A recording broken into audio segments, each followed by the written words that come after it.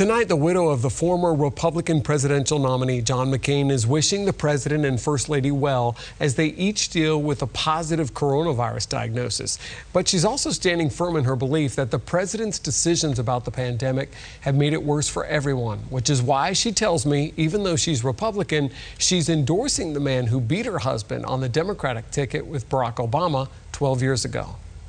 There's a difference between a politician and a party. Joe Biden is a man that puts country first, not party first. That's why I believe he'll be a president for all people.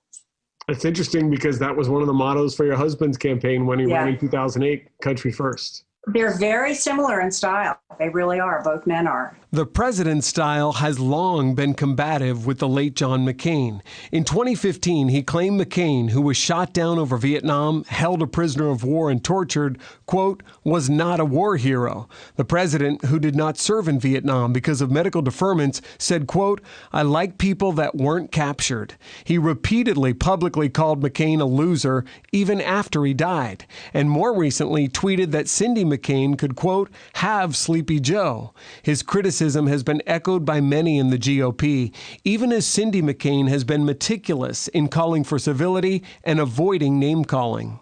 But a lot of times you don't get that back, either from the president or maybe some of his supporters or even your fellow Republicans. How does that feel when that comes back your way?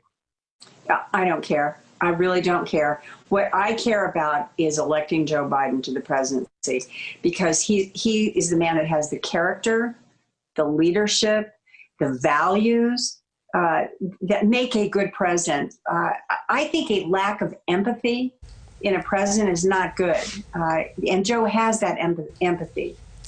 Cindy McCain expressing her own empathy when I asked what she first thought when she heard that Mr. and Mrs. Trump tested positive for COVID. She said, quote, I pray they come through well. I feel for them. I really do. You can register to vote right now when you go to vote.org. The deadline to register is Monday.